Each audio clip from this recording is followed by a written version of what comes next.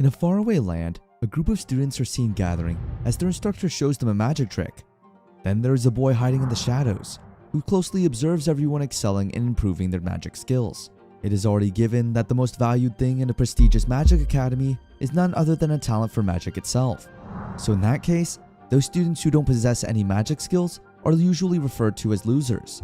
However, contrary to how everyone expected it, this particular boy, who doesn't have any talent in using magic, has somehow survived the harsh and competitive environment that he is in. For him, it doesn't matter if he can't use magic, since hard work will eventually pay off in the end. On another day in the regarded magic academy, student mages listen attentively to their teacher as he discusses how the smoke is produced. Since the teacher wants to see how far his students have come in learning about the lectures he has been giving, he went on to call for one named Will Surholt. As soon as Will heard of his name, the sweat in his body immediately poured out due to nervousness.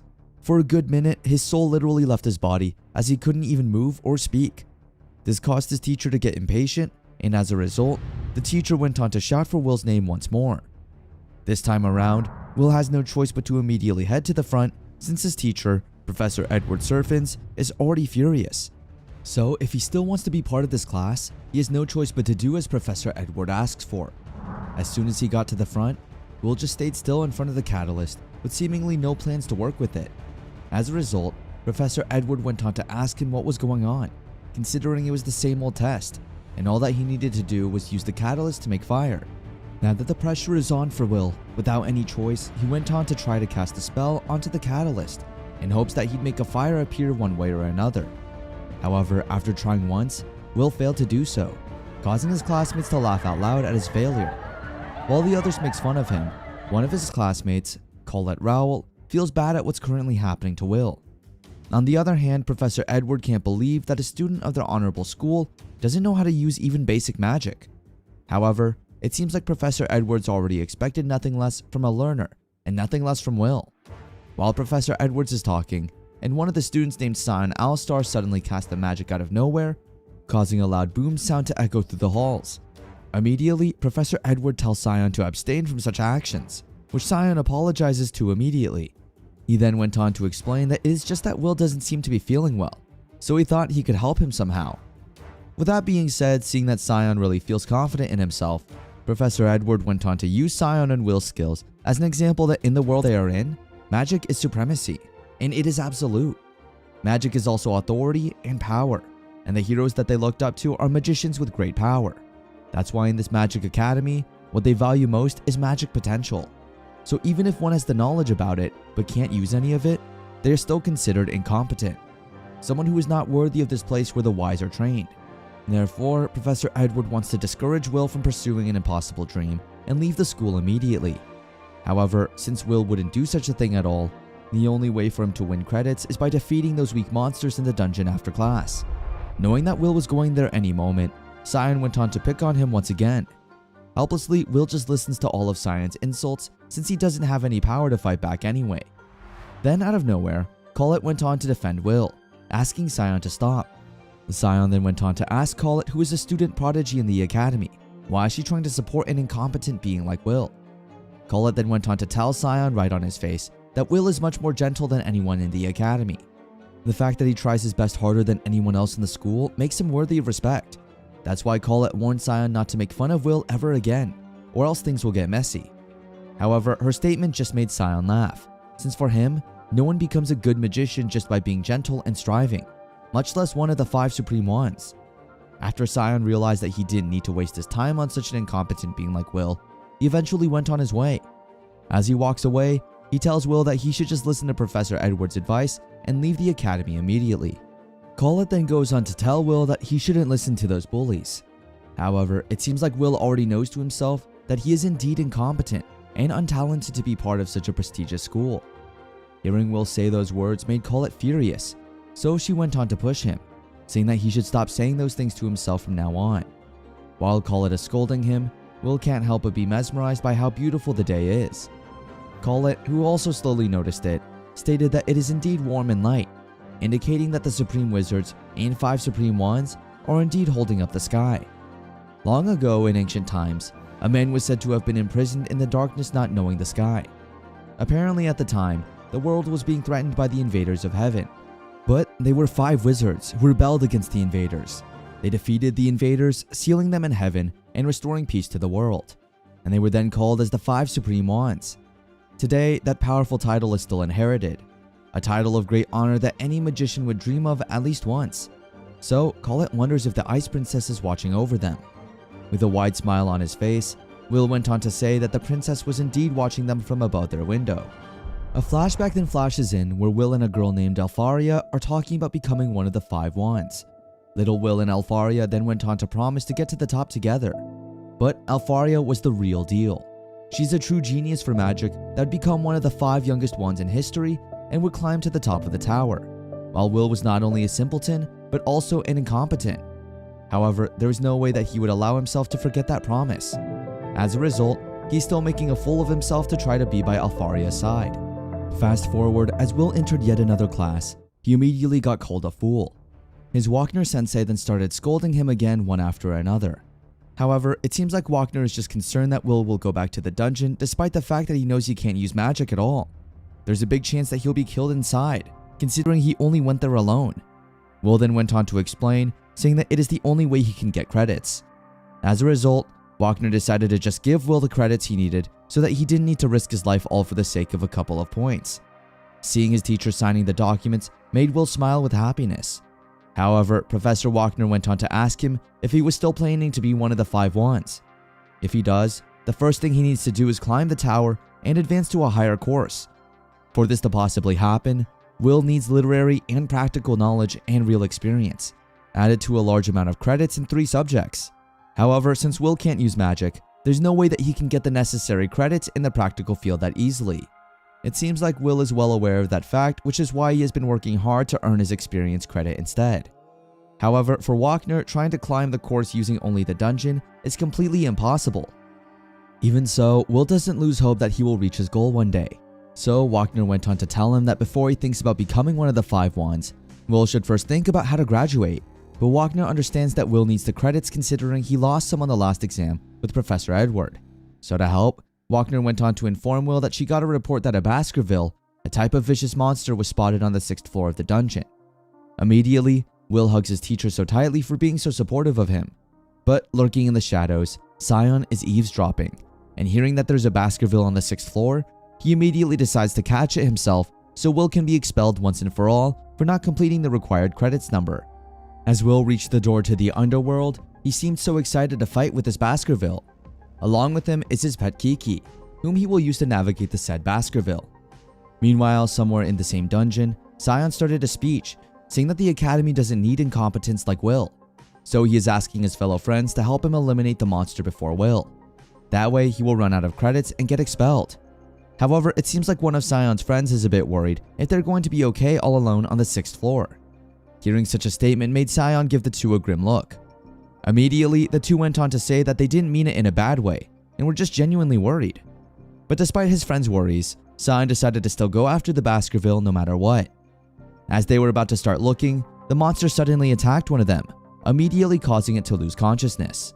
The loud impact and screams alerted Will, giving him the hint that someone has already reached the floor and was being attacked. As Will reached the area, he is shocked to see that Scion's group is being attacked by an evil sentinel, a powerful enemy in every sense of the word. It is known that sentinels are supposed to live on the lower floors, so this made Will wonder why the lethal monster was on the 6th floor. As Will observes the whole incident, he notices that magic doesn't do much damage to the sentinel, since the level of difference is too big. Knowing that Scion is no match for this monster, Will decides to save his fellow classmate from danger. However, his intrusive thoughts went on the way, as he questioned if it was really worth it trying to save his own bully.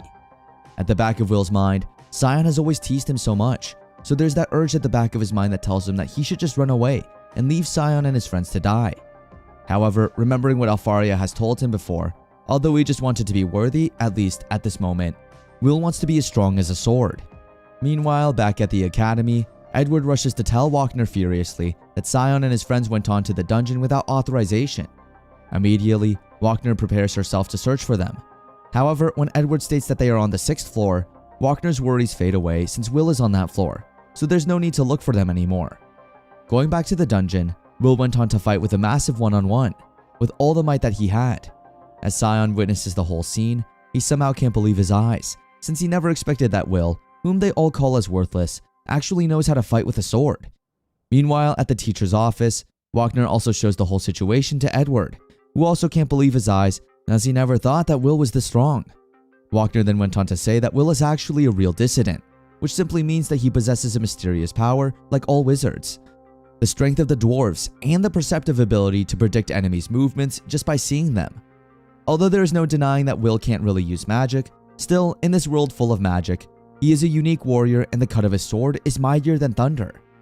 After defeating the monster, Will immediately goes on to check up on Scion, who also looks so defeated. Meanwhile, back at the academy, Professor Edward also can't accept the fact that someone who can't use magic can ever surpass a wizard. As a result, he dashes out of the room, all furious. After a good minute, Will finally arrives back at Wagner's office, looking happy that he is able to defeat such a strong monster during his raid. As a result, Wagner then gave him 10 points for his effort.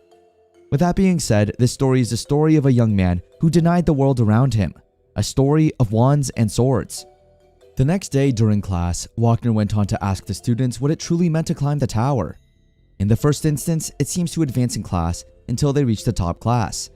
To reach the last level and to become one of the supreme wizards that reign this world.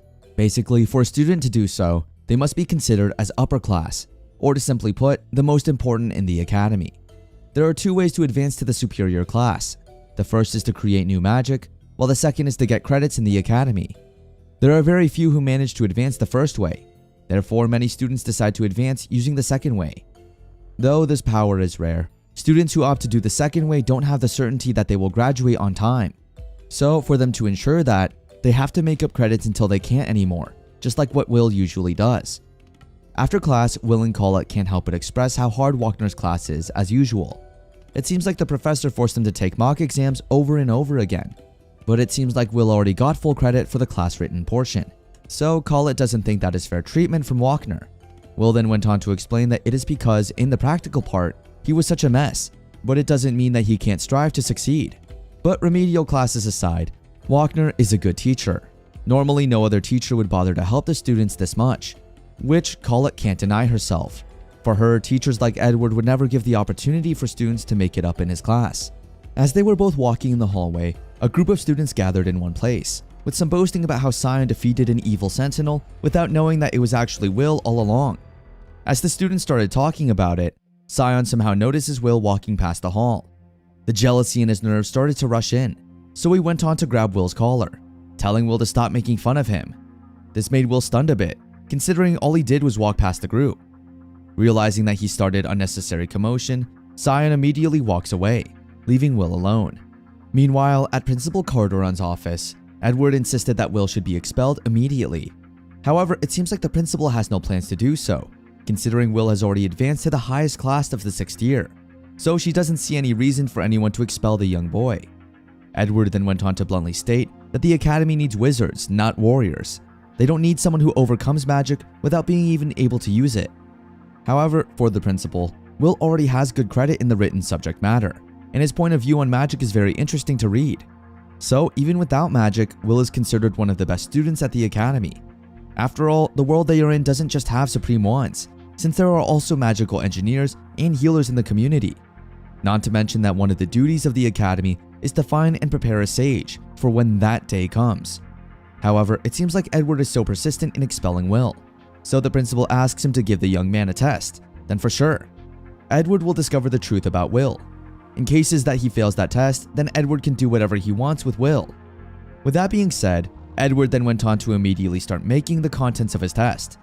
Meanwhile, Will together with Colette is studying in the library with Will fully focused on memorizing all the information about magical history. He is doing this so that he'll pass the classes on time, since if he drops a single digit in his credit score, he will lose his chance of advancing to the higher class. Besides, it seems like he also understands the feeling of the dwarves he is studying about today. For him, those foolish and brave warriors who kept advancing, even if they were against powerful mages, just showed what the true meaning of never give up is. With that being said, that is the reason why Will has to keep trying hard no matter what. Then out of nowhere, Edward enters the scene, telling Will to come to the practice field alone. There, Edward informs him that since he always keeps failing the practical exam, Edward will allow him to have some makeup classes. This made Will a bit confused, but he had no choice since this was just a once-in-a-lifetime opportunity. The test is for Will to hit Edward just once. If Will manages to pass the exam, Edward will give him 5 credits, but if he doesn't, he will be expelled. But the worst thing is, Will has no right to refuse. With that being said, Will goes on to fight Edward one-on-one, and Will can't deny the fact that his teacher is indeed a powerful one. Meanwhile, Wagner looks worried for Will as the principal allows her to witness the whole test. It seems like Edward has already cast 2 spells. The first is fire, and the second one is a barrier to repel Will's nasty attacks. Since Edward wants to defeat Will in one go, he goes on to use one of his unique magic, a series of overlapping snakes. Seeing this made Will mesmerized but terrified at the same time. As the spell landed a hit on him, Will started to think that he couldn't ever win this fight, if only he had his sword with him. Meanwhile, Kiki, Will's pet, started to feel nervous for his master, so he went on to panic, causing Colette to notice. As a result, Colette rushes to check if Will is alright. Going back to Will and Edward, Edward started to ask Will some questions about the lectures, with the hopes of discouraging him from fighting more. However, no matter how much Edward tries to, Will keeps on standing up again. So Edward asks why he is doing this, and Will's answer shocks him. Determined and wholeheartedly, Will stated that he wanted to be next to the one he loved. Hearing this made Edward furious, as the fight started to intensify, just right on time. Colette handed over Will's sword, causing Will to fight the best way he knew he could. After landing a few hits, Will eventually got Edward's approval, causing him to receive 5 credits. It seems like Will's definitive blow has overcome the magic. The next day, Will Surholt, the young and competent student, started off his day just like usual, delivering newspapers around the city. One of the residents named Donnan greeted Will a good morning, while also informing the young man that he would be expecting to see him at Gina's house later. Happily, Will states that he will be waiting for himself as well. As he hops onto the pile of newspapers lying on the ground, a headline about Alfaria immediately catches Will's attention. Seeing how Alfaria is doing her best in work, Will pushes himself to do better as well. As it turns out, Alfaria, the secluded ice princess, has created yet a new original spell. This makes her the only individual to have invented so many potions alone, with her having a total of 12 spells already in stock. With that said, accordingly as stated in the newspaper, the upper college has issued an order to the entire student body of the academy. The client, which is said to be the issuer of the edict, is none other than Alfaria herself. This information shocked Will a bit, but aside from that fact, Alfaria's gorgeous newspaper cover is what really made Will speechless. At the back of his mind, even now that Alfaria has already gone up the tower, her smile remains the same, just like the way Will remembers it. After finding out about the big announcement regarding Alfaria, Will immediately rushes to the Regarden dormitories where his friend Rosti is staying. Excitedly and without any hesitation, Will immediately asks Rosti to prepare magic items and tools for him. Seeing how happy his friend is, makes Rosti wonder what's with the sudden rush. Accompanied by a wide smile, Will excitedly states that the officials had already issued Alfaria's order, which is why he needs to go immediately to support the love of his life. Fortunately, the timing was just perfect for Will, since he doesn't have any classes scheduled for the day. So instead of slacking off, he decided to go to the dungeon to fulfill the order himself. His eyes sparkle as he talks about what the order is about. As it turns out, the order is to collect the ice cores of the Frostwalkers. It seems that a lot of them are needed as catalysts, considering the officials are even giving out rewards to students who help out with this matter. According to what Will has read, the target is situated on the 4th floor, so Rosti's magic items are essential for Will to clear the whole quest. Hearing Will mumble about the whole thing somehow amazes Rosti, as he never has met anyone who is more straightforward than Will ever in his life. So, as fate has it, it seems like Rosti has already anticipated this day to come, so he has already made some improvements to the previous ones he made for Will. Immediately, Will grabs the equipment, thanking Rosti for his undying help and support. However, before Will fully gets out of the room, Rosti wishes him a safe trip. In the words of their great progenitor, the Magic Queen Mercedes, everything stems from the dungeon. According to her, all children of magic should use their knowledge and wisdom to traverse the tower, turn the unknown into the known, and conquer it in the end, for everything is all connected.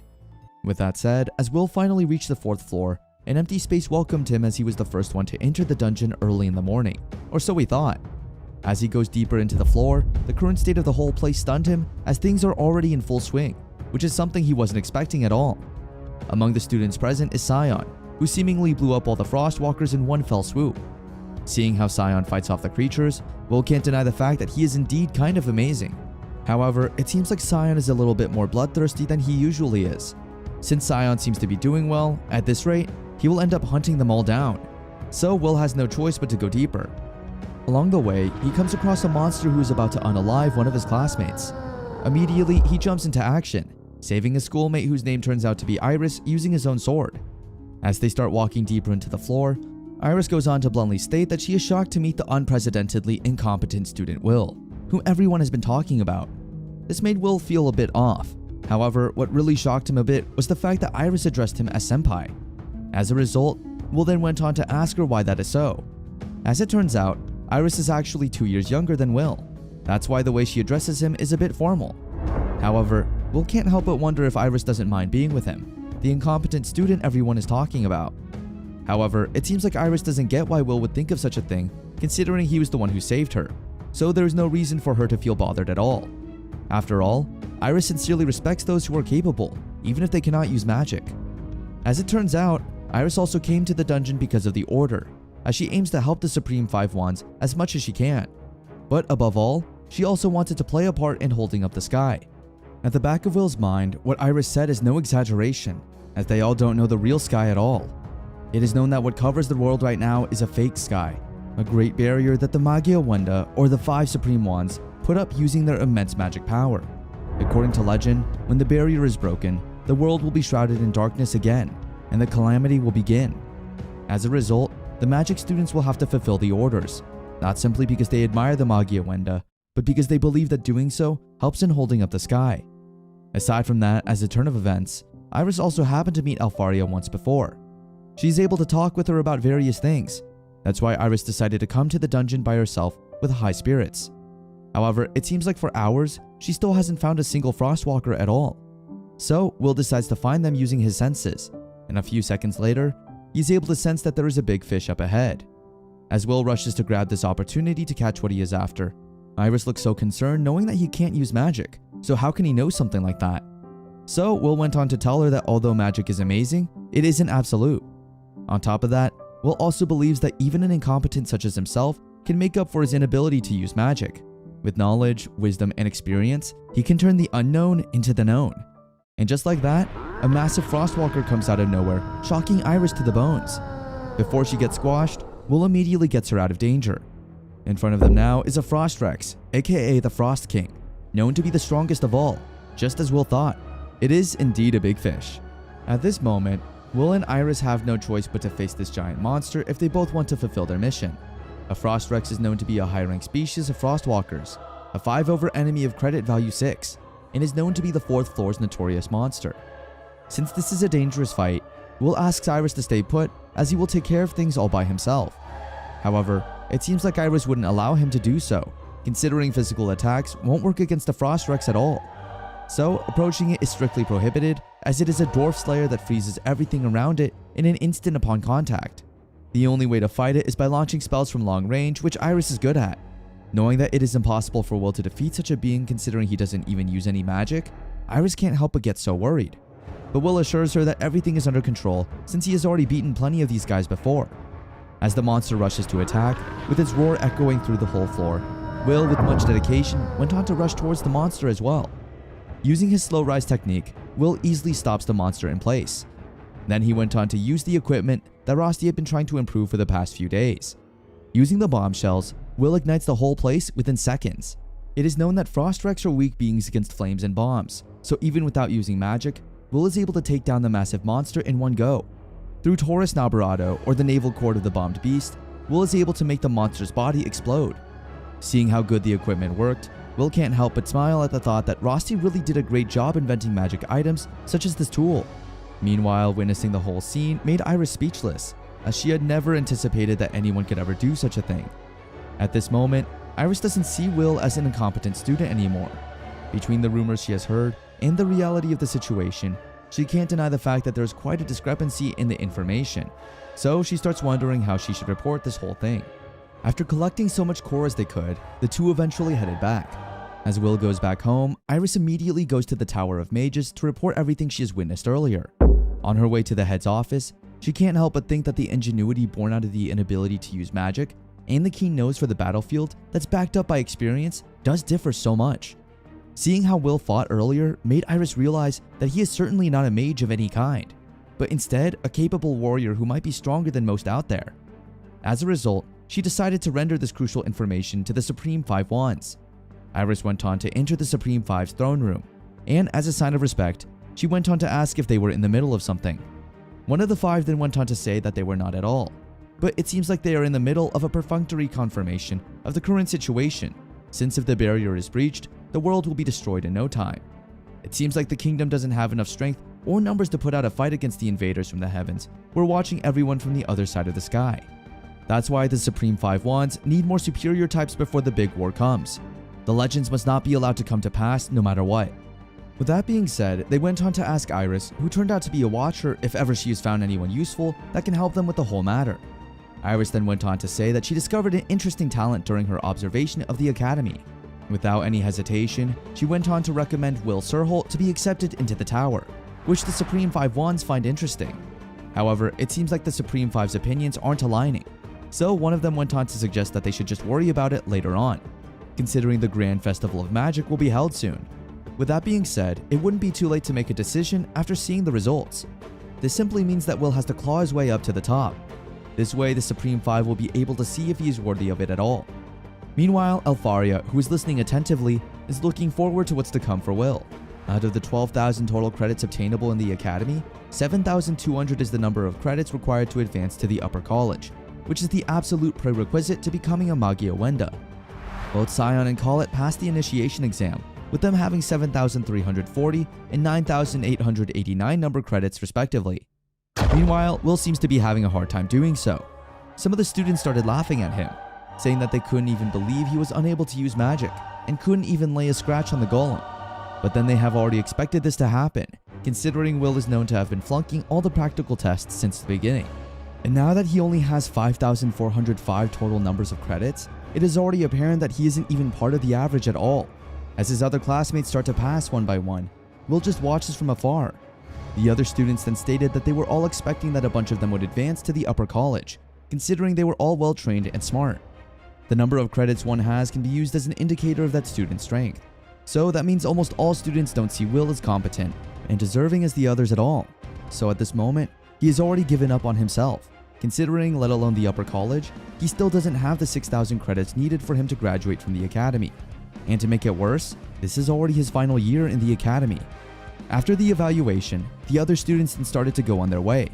Along the hallway, Will is able to hear some of his classmates talking about being scouted at the Grand Festival of Magic. So this makes Will realize that it is already that time of the year. While he and Collet are eating lunch in the cafeteria, Collet immediately tells Will that he has no choice but to catch the eye of the scouts at the Grand Festival of Magic, since this might be his only way to reach his goals.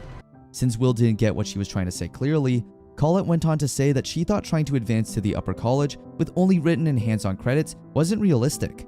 There have been cases of students being recruited on the spot and going up the tower, even though they had less than 7,000 credits. So Collet is certain that during this period leading up to the Grand Festival of Magic, everyone is excited about the prospect of turning things around in one shot.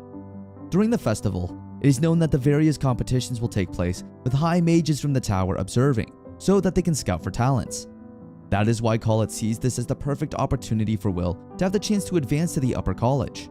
All he needs to do is defeat students from the various factions in the tower, namely Torsius Fadge, Instia Valham, Erleaf Kanan, and Alvis Vina. And in cases that Will is nominated for any of these factions, his admission to the tower will be guaranteed for sure. Although there is no doubt that the Supreme Five would probably pick someone with high magical powers, which Will doesn't have, there have been rumors circulating around, stating that the Watcher of the Talent Discovery Agency will show up at the Grand Festival of Magic and snatch the best talents away to the tower. At first, Will doesn't believe that there is such a thing as a Watcher, but little did he know that Iris, the girl he talked to the other day, will be his key to success. Collet keeps on persuading Will to join the festival, as this would eventually cause the other students to look at him differently. However, as Will remembers it, the last time he participated in such events made him notorious and it traumatized him so badly. That's why there is no surprise if Will decides not to take Collet's advice. Since it was already time for their next class, Will went on to tell Collet that he would be making his way already. But before he leaves, Collet asks if he wants to visit the dungeon after class. Respectfully, Will stated that he is working part-time at Gina's place, so he will be busy for the rest of the night. Fast forward as night bites, at the outskirts of Ulver Garden, Slumland Street, a bunch of people are seen gathering at Gina's place. There, Will is seen serving some tables as Gina cooks the orders. Some of the customers admire Will's dedication and strength, as he works jobs on the side while studying at such a prestigious school. Since some of the customers have also heard of the festival, they suggested that Will should participate since things might work out for him afterward. Will somehow froze a little, until Gina shouts at him to stop chit-chatting with the customers and work already, just like how his roommate Rosti is doing it. After quite a busy night back at the kitchen, Rosti then asks Will if the wages he gets working for Gina is enough, considering he can always ask Professor Wagner to help him. However, it seems like Will has already decided not to bother Wagner anymore, since he genuinely feels like he is already causing so much trouble for Wagner. Besides, he also went on to reveal that he has grown closer to the dwarfs, so there's no way he can easily leave them anytime he wants. Hearing this made Rosti amazed, as he never knew that Will had nothing but respect for the dwarves. A few seconds later, Will and Rosti's schoolmate Julius happened to pass by the restaurant and started to cause a commotion outside. Julius went on to insult the place and the dwarfs non-stop. After seeing Will, things have escalated so much that the dwarves have no choice but to get themselves involved. As Julius keeps on blabbering some humiliating insults, Will goes on to ask Julius furiously to take it all back immediately, since for him, the dwarves also deserve to be respected like the rest. But since Julius and his friends are so arrogant, Will goes on to smash Julius's friend's head into the ground, shocking Julius. As per Will, the barbaric acts committed by him and the rest are more ignorant and make humans lower than animals than the dwarves ever could be. Seeing Will finally fighting back somehow made Julius excited, since this is the first time in a long time he has felt this insult. He went on to attack Will in every direction using his magic. However, in the end, Julius feels that defeating Will in such a place isn't enough, so he goes on to challenge Will to enter the Grand Festival of Magic as he plans to humiliate him in front of the spectators. Although he doesn't have any plans of doing so, since this is the pride of the dwarves that Julius has stepped on, Will immediately agrees to what Julius has asked for. Julius, who is full of himself, is seemingly sure that Will lose his place in the academy after the event, so Will also states some conditions himself.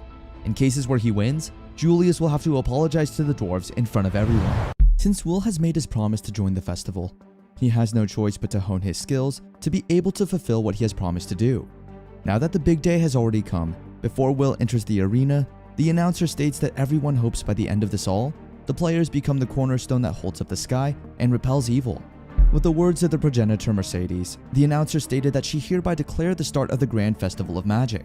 For the first contest, a sky race has been held, with some students stating that by the looks of it, it seems like their lady Liana will be the winner in the end. At the back of their mind, this was already expected considering Liana is known to be the first place in the academy. Meanwhile, the Flame Faction scout, Lodge Holland, starts telling his comrades not to take their eyes off the various competition events, as they need to make sure they analyze each one thoroughly. After all, they never know where they might find promising talents after all. Now that the scouts have already mixed in with the crowds of spectators and are keeping a close eye on things, the academy's principal also notices that the tower is no less quick as well. After all, this is a festival that attracts mages from not just the tower, but also mages from all over the world. Now that the recruitment race for the promising students of the academy has already begun, for sure, everyone is now anticipating the best outcome there is. Iris, who's with the principal, then stated that she will now make her leave, considering she, together with the Talent Discovery Agency, has work that needs to be done as well. Moreover, she is also aiming to cheer on Will, who will be participating in the said games. Meanwhile, Sion's friends, who are not going to participate in the contest, have stated their best wishes for him. Sion, who actually has no plans of entering, had no choice considering Colette was the one who asked him personally to join the contest as part of her team. At the back of his mind, Colette has now finally realized that he is far more important than Will. However, little did he know that he would still be working with Will after all, since Colette has also asked him to join. Colette then went on to explain that the entry requirement for the crown attack is that the combined total of the credits the team members have must be at least 21,000. So the only way for Will to enter the event was to recruit Sion into the team. Knowing that Sion is definitely pissed off, Will immediately states his apologies for dragging him into this. However, it seems like Sion finds this absurd. At the back of his mind, why does he have to enter with an incompetent like Will? And why is he even trying to enter a high-level competition in the first place? Then, suddenly, Julius enters the room with an uncanny expression painted on his face. Colette then went on to inform Sion that there was a dispute between Will and Julius. That's why Will really wants to enter the crown attack that Julius is entering. Since Will keeps ignoring his queries, the furiousness on Sion's face is already evident. After a little while, the afternoon portion of the Grand Festival of Magic has finally begun. The play-by-play commentary will once again be provided by the announcer Mike Myers. As per him, the color commentary will be provided by the #1 most hated professor, a malicious and sly man who is termed as the Dark Serpent. Based on the description itself, it is already given that the announcer is talking about Professor Edward Serfins. With that already laid, Mike went on to announce that up next on today's main event is the Crown Attack. Members of the Fey Saints faction will now take it away. Using Magnetress Ringle, the members of the faction are able to create various playing fields, from a small volcanic zone to a more densely forested zone. Unlike the other competition events, Crown Attack is a team competition between 3-man cells. The entrants will start at the outer edge of the field, and then make their way toward the stadium, which is located in the center of the playing field. The winner will be the team that obtains the crown first. However, going to the center of the arena wouldn't be that easy, as the environment is not the only obstacle that stands in the player's way. There are a lot of traps carefully designed by the Academy's famed professors, placed all over the playing field. Heading straight for the stadium using the shortest route possible is an option. Hindering the other team is also allowed. This is one of the especially barbaric and heated events in the Grand Festival of Magic, so there is no doubt it is going to be a veritable battle royale. With effective use of the 3-man cell and the ability to deal with unexpected situations, this is a battle-oriented competition with a focus on dungeon clearing strategies. The scouts pay a great deal of attention to this event, and the students who enter are all excellent. With that being said, the team members are now finally announced, with the 12th team led by Ignore Lindor and Julius Reinberg's 9th team being the joint favorites. While on the other hand, notable in a completely different way is the 6th team, which has the worst odds. Along with Scion, a potential winner, the team has Will the Incompetent. Seeing Will enter the tournament made his fellow students laugh, as this might probably be the most unexpected thing they have ever encountered so far. Now that the game is about to begin, the students competing are asked to get themselves ready. Then suddenly, Wagner finally notices Will in the lineup. Immediately, Wagner started scolding Will, saying that he should have just stayed out of the Grand Festival of Magic as much as possible. However, it seems like Will has already decided, since for him, even if he is laughed at by everyone, this competition alone is something he wants to win. With that being said, Wagner can't do much about it anymore, considering this is what Will really wants to do. After waiting for a good minute, the competition will now finally commence. Immediately, the teams rush inside, only for them to be confronted by the Golem Forest right off the bat. Now the question is, will Will's team be able to break through it, now that countless golems have become a veritable giant wall barring their way? Seeing Will dashing ahead made the audience laugh, as this is a one-man suicide attack. Aside from that, they know to themselves that there is no way that an incompetent like Will can defeat such a number of golems. At the back of their mind, a guy like Will couldn't even lay a scratch on them in their last practical exam, so there's no way that he will be able to fight head-on. Meanwhile, going back to Will, he seems to call for Call It, saying that he is counting on her to help him fight these creatures. Using her Bloodline Earth technique, Call It is able to support Will with his first attack. Everyone suddenly becomes speechless after witnessing Will finish the golems off with just one blow. Even if he can't use magic, it is not against the rules for him to beat stuff up using a gauntlet created from magic. With that being said, seeing Will succeed with just one blow has turned the events upside down. Everyone somehow finds it hard to believe that the first to break through the Golem Forest is the incompetent learner Will Surholt. Meanwhile, it seems like the bad blood Scion has been feeling towards Will starts boiling again. It seems like he couldn't forgive himself for allowing an incompetent to save him, as it somehow crashes his ego and pride. Being saved by an incompetent who can't even use magic is just a humiliating memory for a boy who has led a bright life so far. That is why he desperately did everything he could in an attempt to become even a little bit stronger. But despite all that, Will still manages to take the spotlight off him. That's why he will make sure not to let Will ever come his way ever again. In this crown attack where the teams compete over the crown in the stadium, the 6th team that is currently in the lead is entering the rocky desert zone already. As soon as they step on the territory, they are immediately welcomed by a series of attacks, which Will is able to repel with just one blow. With the help of Call It, Will is able to punch the hell out of the rocky creatures. As the loud boom echoes through the arena, everyone screams in excitement now that Will's team is able to break through the rocky desert zone with ease. Some are amazed, yet some are also speechless as they never expected that a failure like Will would be able to do such a thing. Some students then started saying that it may be because of Call It's magic. However, little did they know that in everything from detecting the traps to taking them down, those are the movements of someone who has immersed themselves in the exploration of the dungeon. Through knowledge and experience, wasted movements are eliminated, allowing them to break through obstacles on a reflexive level. After that brief fight with the rocky creatures, Will and the 6th team are now in the lead. Along the way, the teams are still in a hurry since the traps are not going off at all. It's going to be pretty brutal. However, the audience couldn't believe their eyes, considering Will's team is still holding on to the lead. To make it even more amazing, Will's team is also the first one to enter the stadium. Meanwhile, somewhere inside the stadium, Julius's team has been alerted that Will's team has pulled ahead, which means that there is a big chance they'll lose to that so-called failure everyone has been talking about. However, Julius doesn't worry much about it, since he already has a plan in mind. As the sixth team finally reached the last zone, Enchanted Forest, a zone filled with heaps of magical traps and guardians, everyone anticipated that this might be the team's end. However, right off the bat, the team immediately went on to activate a chain cycle, giving them an edge over the rest of the teams. Under the rules of the crown attack, the closer contestants get to the stadium, the more likely they are to come into contact with enemies. It is in this forest that everyone can start to see serious battles among the teams. That's why Will is planning to stay ahead of the competition and set up an ambush. If they can secure favorable terrain, then Julius's team will immediately meet their defeat. However, while on their way, Will suddenly senses an attack coming directly to him from behind.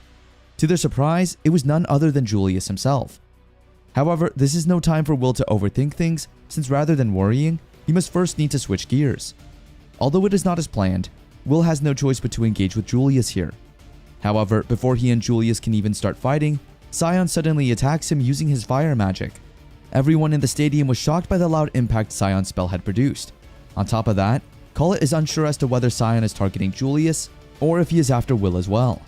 As Collet starts blustering about why would Scion do such a thing, Scion immediately tells her to shut up, since from here on out, he will start taking the compensation for all the time Collet has used him. With that being said, with his head held up high, he asks Will to fight him here and now. Will, who is confused at what is happening, asks Scion what is this all for.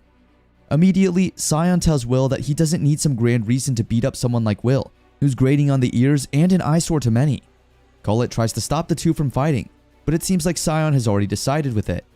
To make it even worse, Julius then went on to join the fight as well. Will tries to stop Scion from fighting with him, since this is not the time for them to be fighting at all. However, it seems like Scion is very much decided already. Since Will has no control over the whole situation, he has no other choice but to face combat with Scion as he goes on to cast a spell, Lanza. As the loud boom echoes into the whole stadium, everyone goes silent as some of the best students of the academy become somehow interested in defeating the so-called incompetent student all of a sudden. Meanwhile, Collet, who somehow wanted to put a stop to this unnecessary fight, went on to contemplate that even though she needed to stop both Will and Scion from fighting as soon as possible, Julius now coming his way gave Collet a hard time, thinking of what she should do first. On the other hand, Will then starts to think if he really doesn't have any choice but to fight Scion. Now that one of the traps has been triggered, the fight between Scion and Will can't be stopped anymore.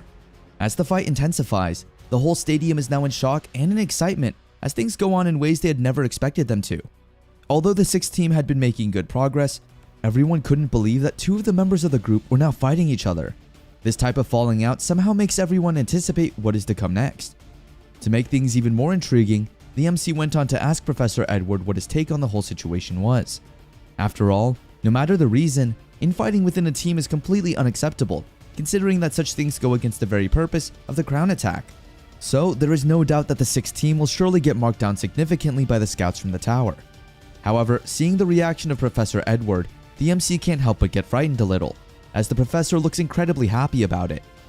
Meanwhile, the student audience has also managed to notice something weird.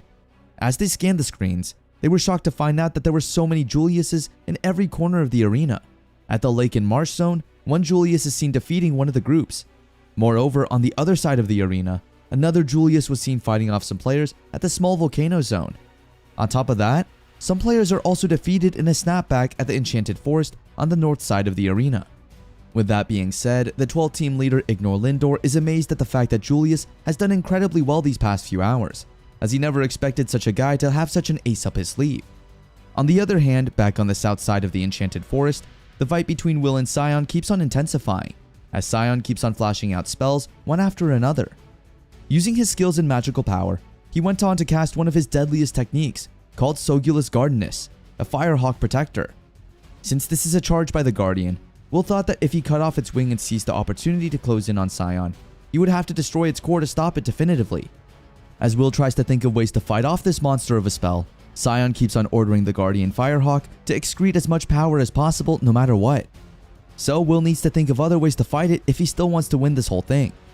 knowing that the primary purpose of a guardian is to be a shield that buys time for chanting, but on top of that, it can also be used to launch attacks from other directions.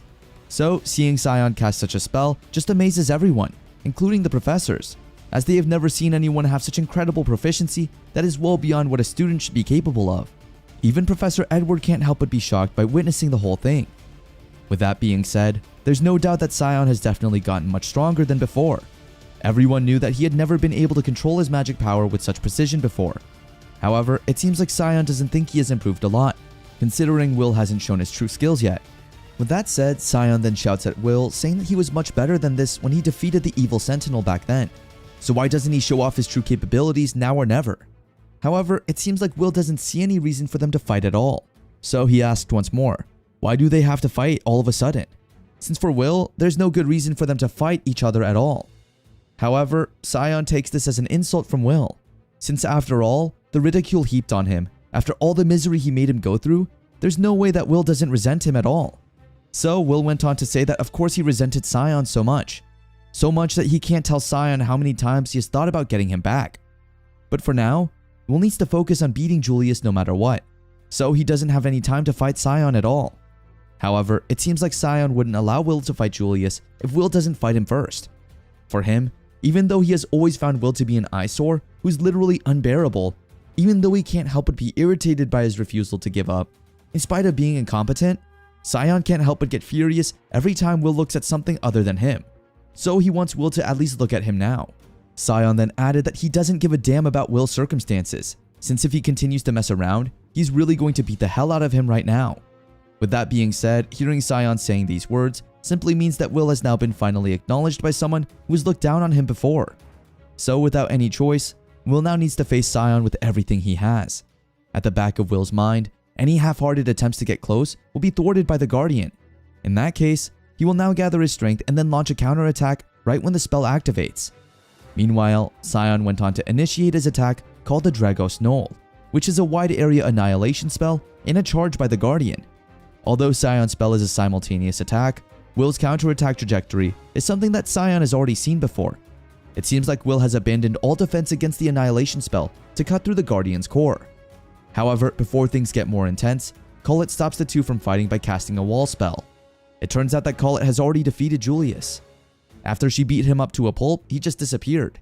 Since Julius is still out and about, Colette tells Will to go and find him as soon as possible, since he is the one who needs to settle things with Julius after all.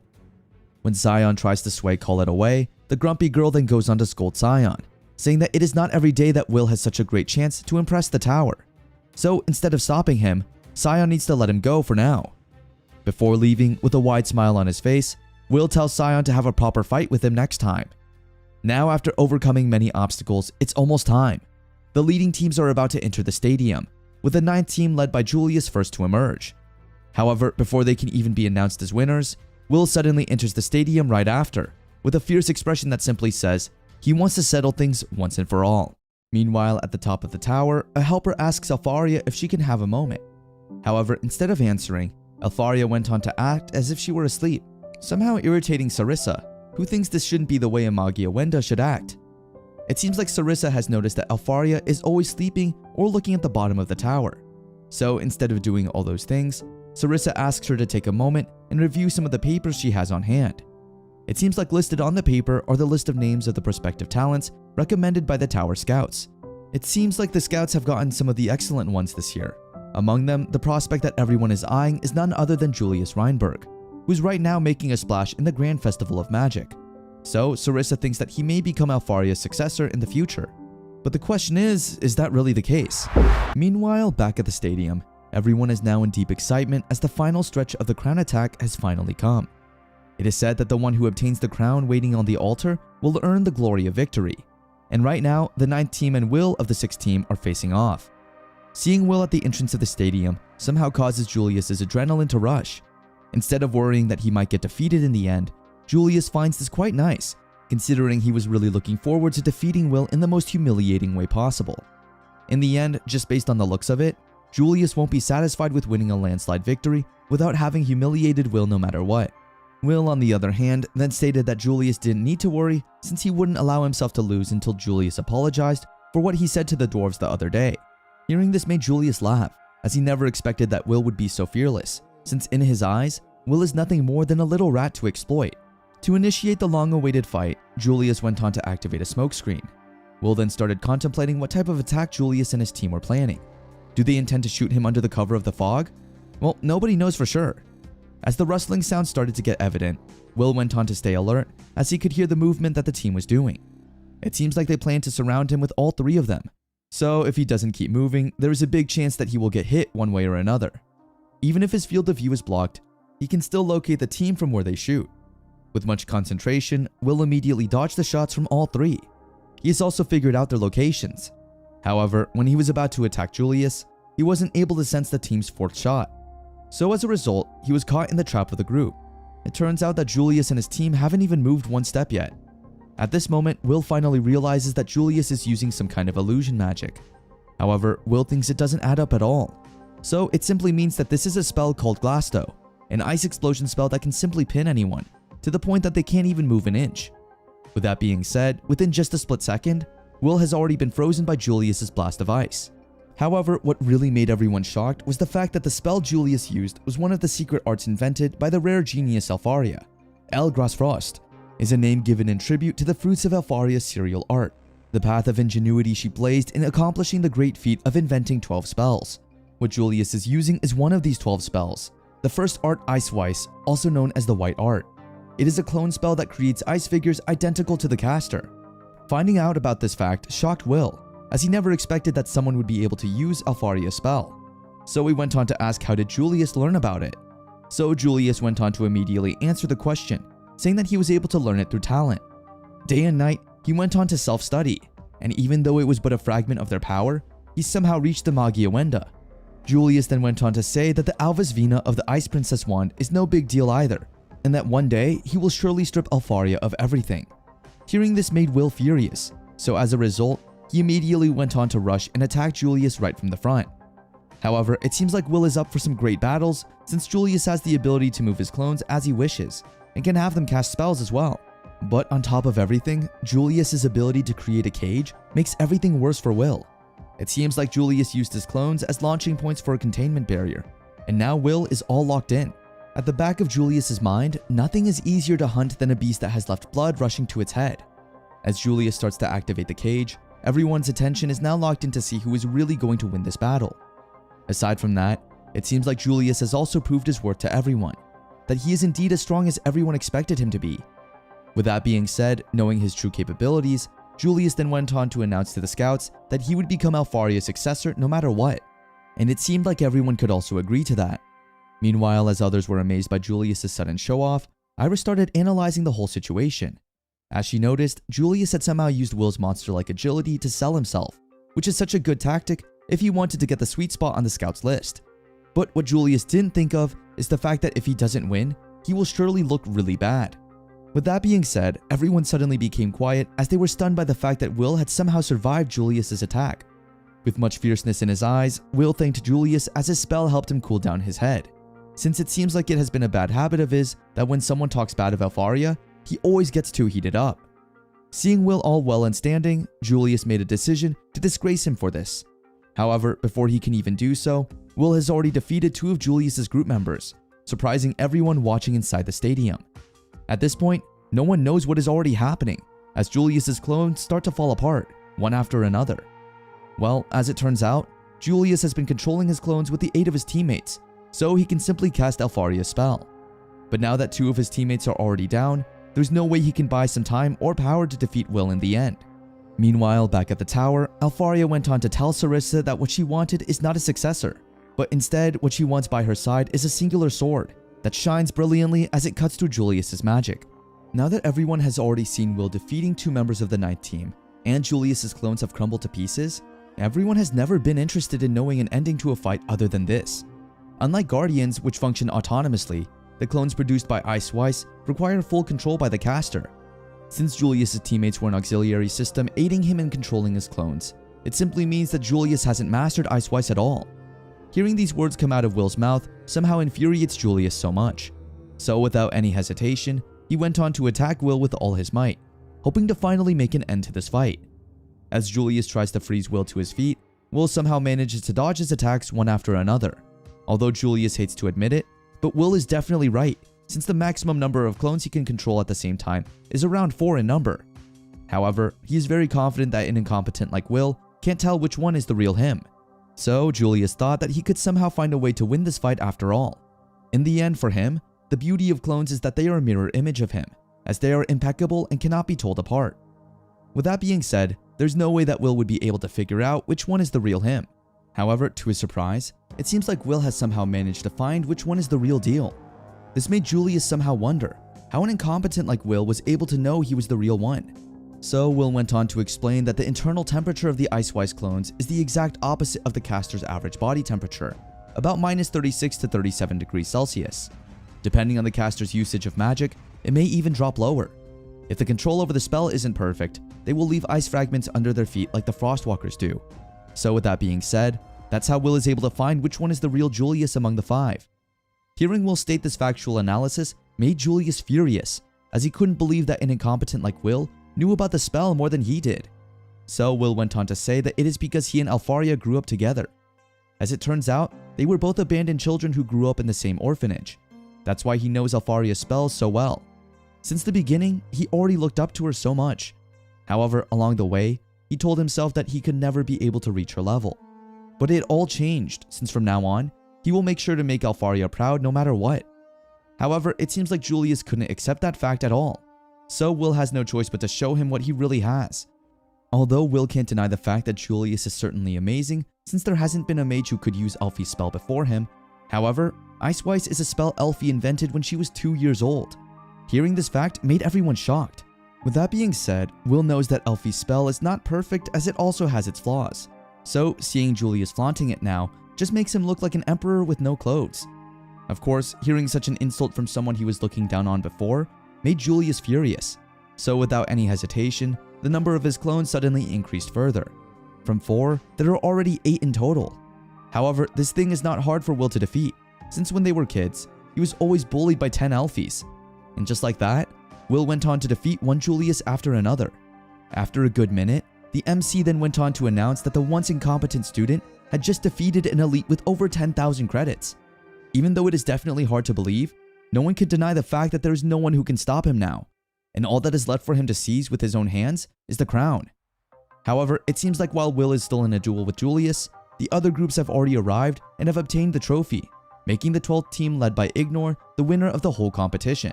Meanwhile, back at the tower, Alfaria asks Sarissa if there is a spell that allows the caster to redo the past. Since such a spell doesn't exist, Alfaria went on to ask again if there might be a spell that erases memories. Although there is, Sarissa is afraid that Alfaria is not allowed to use such a thing. As it turns out, Alfaria wanted to erase some of Will's memory, since she felt embarrassed when Will told everyone she was bullying him, when in fact what she really wanted was to spend most of her time with him. Then back to the stadium, Colette rushes towards Will, who is now exhausted from all the fighting. But what's important is the fact that although he lost the competition, he somehow still won the duel. So there's no doubt that his kindness has somehow brought about smiles to everyone. On the other hand, while everyone is celebrating, Julius is still furious at the fact that he got defeated by the loser they have been calling all the time. After the competition, the dwarves together with Will started celebrating the victory with a toast. Everyone is happy and thankful for Will for his hard work and sacrifices for them all. However, what's more intriguing for them to know is whether Will actually gets headhunted by the tower. Instead of waiting for Will to answer, Colette, who is now extremely drunk, went on to answer the dwarves' question, saying that Will didn't make the cut since not only did they have teammates falling out, but they also didn't even win the competition itself. Colette then started blaming Scion for all of that. So the dwarves ask where Scion is now, and why didn't he come to the wrap-up party. Will then stated that he did invite Scion, however, he himself didn't want to come. With that being said, although Will didn't win the competition, the dwarves are proud of him as he still won the fight against Julius, and the dwarves got a proper apology. Seeing everyone get excited and have some fun made Wagner-sensei a bit worried. So Colette asks if Wagner suddenly realizes that arranging a wrap-up party is a bad idea after all. Professor Wagner then stated that she didn't even stop the students from holding it to begin with, so she's not going to stop anyone now. Rather than that, Will entered the Grand Festival of Magic and went on quite the rampage. So Wagner wonders how the team is planning to deal with everyone starting tomorrow onwards. This question made Colette confused, as she thought that seeing how skillful Will is, everyone would start seeing him in a new light. However, Wagner wishes it was that simple. The next day, out of nowhere, Julius and Sion invited Will and Collett to come with them to the dungeon. This made the two surprised as they never expected this sudden invitation at all.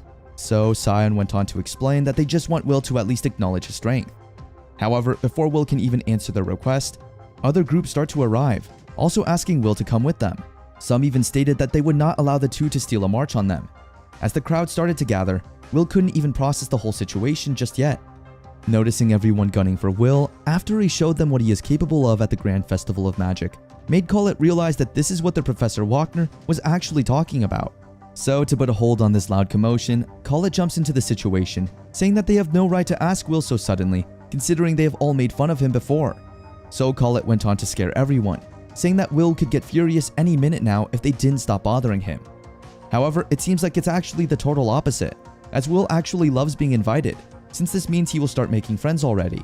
So some students started telling Collett not to get in the way, since it seems like she is trying to keep him all to herself. With that being said, the students keep on asking Will to come with them to the dungeon, and as an exchange, they will concede to each other the credits they got from killing the monsters. However, it seems like Collett is persistent in not letting Will join anyone, to the point that she goes on to tell everyone that Will and she plan to go shopping together.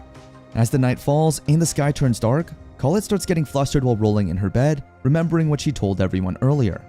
It seems like she somehow feels embarrassed at what she had done in the heat of the moment, since shopping together can leave an impression that they are going on a date. With that being said, it seems like the word flew so fast, as one of Collett's roommates suddenly came up to her, asking if she was really going on a date with Will. Collett tries to tell her roommate Rose that it is not a date. However, it seems like Rose thinks it doesn't matter either way. But since they're going shopping together, Collett at least needs to glam up a little. Finally realizing that it might be a little rude to go out looking so dull, Collett decided to ask Rose to let her borrow a cute dress she could wear. The next day, Collett and Will then went on to do as they had planned yesterday. Or should I say, Collett had planned. While waiting for Will, the thought that this might be really a date keeps coming back to Collett's mind. Her deep thinking suddenly got interrupted when Will greeted her a good morning. Since Collett does look good in her dress, Will goes on to compliment her, causing her face to turn red. Although Collett looks different from usual, Will's heart can't help but skip a beat. Then out of nowhere, Will's roommate Rosti enters the scene, shocking Collett by his sudden appearance. It seems like this is the first time that Rosti and Collett have been properly introduced to one another. Well, as it turns out, Rosti wanted to come with them to go shopping, which is something Collett wasn't expecting at all. On top of that, seeing both boys holding hands together surprised Collett so much. Throughout the whole day, Rosti doesn't leave Will's side, so this causes Collett to feel a bit off. In the end, when Collett couldn't take it anymore, she went on to tell Will about how she felt about the whole situation. So Will went on to explain that even though Rosti was showing more physical intimacy than usual, Will can assure her that Rosti has been like that since the first day they met. However, Collett is sure that there is something more to it than meets the eye.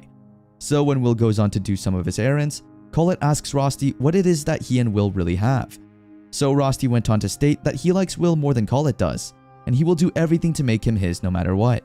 While the two are left to discuss among themselves, Will comes across Liana Owensaw, a known Miss Perfect because she has acquired all the written, practical, and hands-on credits.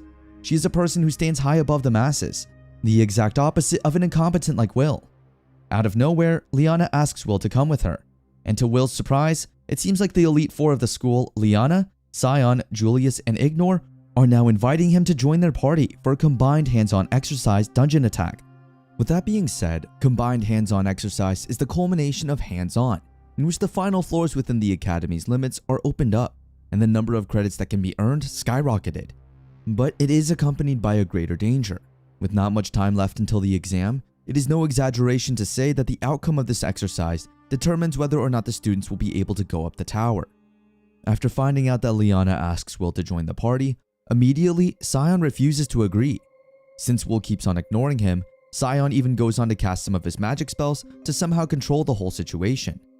However, it seems like the others don't want him to do as he wishes, so they go on to tell Sion to at least hear what Liana actually plans to do. So Liana went on to state that since the combined hands-on exercise is about to begin, she would like to put up a party composed of the finest mages in their grade. And since Will has distinguished himself during the Grand Festival of Magic, Liana knows that Will possesses something that the rest of them don't, and she has judged it to be of use in the dungeon. However, it seems like both Sion and Julius question Liana's judgment, since for them, those who can't even use search in the dungeon will just be a liability. That's why no matter how much Liana tries to convince them, Sion still refuses to be in the same party as Will no matter what. So to tease the two, Ignore went on to say that they may have been acting this way since they have somehow lost to Will during the competition. And since Will's sword has defeated their wands, the two can't accept that fact even to this day. So the two tried to weigh down Ignore's confidence by saying that he is also no better than Liana herself. To their surprise, it seems like the elf mage is very aware of that fact. That's why he respects Liana so much. As a result, if Liana's judgment of Will is good, then Ignore will fully respect her decision to handpick the incompetent. To further explain, Liana went on to state that her aim is to use Ignore and the others to go up the tower as the top students in their grade. She went on to bluntly state that all she wants is more recognition, worth, and a promising future. So this made Will curious as to whether the strongest student of their class, Liana, didn't get headhunted by the scout. Liana then went on to say that the Lightning faction did reach out to her, so Will wonders why she wants to go all this trouble even though she already secured a post-graduation placement. Liana then explained that it is because the students in the academy now are in fact unsold goods and inferior types. Since the family that Liana is from is generally a short-lived family, she must deliver overwhelming results to prevent the downfall of her family no matter what. So simply going up the tower won't do. If it comes to that, then Liana has no choice but to reach the Magia Wenda no matter what. Hearing this revelation caused Will to gasp in shock. At this point, Will is amazed at the fact that everyone in the academy has ambitions and aspirations of their own, just like him. Since all of them have a goal to achieve, they all have decided to go with Liana's plan, since in the end, they will all benefit from it one way or another. After deciding, Will immediately heads back to where he left Collet and Rosti earlier. There, he informs the two that he will be participating with Liana and the others in the upcoming combined hands-on exercise. The next day, Professor Wagner went on to inform everyone regarding the upcoming combined hands-on exercise that is only days away. According to her, the entry restriction on the 7th to 10th floor of the dungeon will be lifted, making it possible for anyone to defeat monsters of high credit value, notably the 5-over enemies. It's only in this combined hands-on exercise that students can earn more than 1,000 credits in one go. In particular, a large number of credits can be earned by defeating the floor keeper. Although it may seem like such a great deal for students, everyone should also keep in mind that there have also been deaths on the exercise in the past years. Last year in particular, 4 students were eaten alive by monsters. During the course of the exercise, the professors are stationed inside the dungeon, but there is no end to the number of those who die tragic deaths no matter how much they try to prevent it from happening. So for students to survive the exercise, they have no choice but to keep their minds in order through the whole process. With that being said, the Flame Faction's second-in-command officer Logwell then went on to inform one of the 5 wands, Karyat, that the decision to hold the exercise again this year has been finalized. Karyat then asks Logwell if their king has already returned from his expedition, but since he hasn't yet, Karyat can't help but be a little worried, since the barrier is already on the verge of disappearing. A few days after the combined hands-on exercise finally starts, Liana is shocked to see Collet joining them, considering she didn't even invite her to come. However, it seems like Collet has already decided to come, since for her, if Will is going, she will too. With that said, the duration of the exercise is 1 week. Unlike regular hands-on, the students will have to survive being cooped up inside the dungeon for the entire time. Base camps have also been set up on each floor, so everyone should check their map to navigate the whole area. Moreover, the faculty members will be on standby to ensure the safe evacuation of students who wish to discontinue or retire from the exercise. With that being said, the exercise is now finally commenced, with Will dedicated to getting some good results so that he can finally go where Alfaria is. As they jumped into the deeper floors, a loud burst was heard out of nowhere. As they scanned the area, they were shocked to see a swarm of crimson ants rushing towards them. Since Will is aware of the fact that mages are at their weakest when enemies get in close, he plans to shield everyone as he is the vanguard after all. However, before he can even go in front, Ignore stops him, saying that there's no need for that at all. It seems like the Owensaw family, where Liana is from, is a family of knights, so killing this many creatures is just a piece of cake to her. On top of her sword skill, she also possesses enchant magic, which makes her a rare kind of mage who can specialize in close combat magic. After dealing with every ant there is, Liana tells everyone that they should start moving already so that they can get ahead of the other parties. Meanwhile, somewhere in the dungeon, 2 unknown individuals are seen slaughtering one of the students. It seems like they have plans during the festival, so they have no choice but to slaughter everyone that comes their way. A flashback then flashes with Wagner asking Will if he knows what kind of magic is the most important inside the dungeon. It's actually neither offensive or defensive magic. The answer is actually search, a common magic that detects enemies and anomalies. For mages who are navigating their way through the dungeon, it is the most basic yet most important magic required. So, Will remembering this made him wonder if his party mates can actually do the job properly. Then out of nowhere, Julius started aiming attacks at Will's direction. Julius tells him to stay out of the way, as this is such a chaotic fight against a swarm of enemies. With that being said, Will tries to locate the enemies in time. However, it seems like the range of Julius and the rest's search is wider than his detection range. As a result, everyone is taking out the enemies before Will can even intercept them. While he is contemplating, some of the enemies try to attack him from behind. But thankfully, thanks to Ignore, Will is saved from total defeat. However, what really amazes Will is the fact that Ignore is able to wipe every enemy out with just one blow. At this point, Ignore went on to say that he has finally realized that Will is indeed actually a bigger liability than he had expected. This somehow makes him even question Liana's judgment. Before Ignore can add to that statement, Liana stated that to be accurate, Will simply hasn't had the time to act as a shield. That's why she is sure that he'll show his true strength as soon as they are already against the 5 over. So it is okay for him to be a liability for him, since she is sure of the fact that he is definitely stronger than everyone thinks.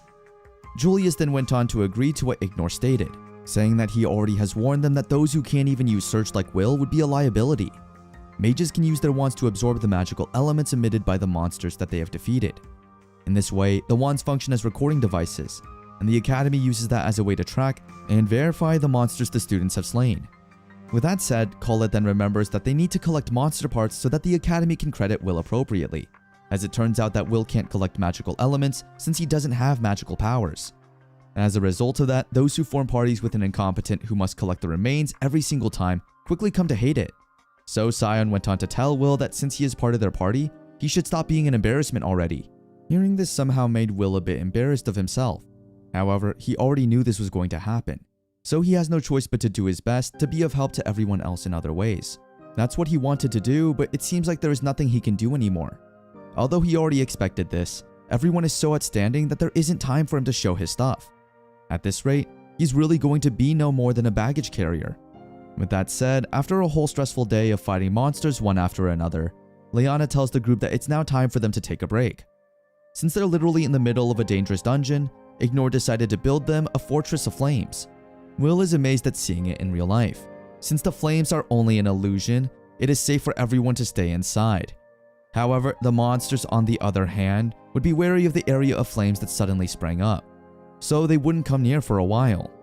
As they settle inside the flame, Liana asks Will to distribute to everyone the dungeon rations she gave him earlier. As he is about to hand over the rations to Ignore, Ignore stops him, telling him not to come any closer and just leave it on the ground. This confused Will so much, so Ignore went on to explain that elves only allow the touch of those they acknowledge, and he doesn't want to touch Will by accident at all. Colette then stated that there is no need to be so strict since they are all part of the same party. However, since Ignore is an elf, there's no way he will change his ways for the sake of some couple of mages he was teamed up with. He even added that the only person in the party he acknowledges is Liana. Respecting how elves do their way, Will stops Colette from discussing any further. After all, the elves' culture and customs are different from theirs, so Will doesn't mind it at all. Though they immigrated from another world just like the dwarves, they are magic users who are objects of reverence. That's why they tend to stick to their own race and are snobbish, but they possess more talent than most mages there are, and the one who reigns as one of the Magia Wenda is none other than the elves' queen herself. With that discussion already settled, Liana went on to share with everyone their upcoming plans. According to her, their top priority target is Nabaris, the Scorching Blaze. Liana wants the party to defeat the floorkeeper of the 10th floor, of which only one will appear in this exercise.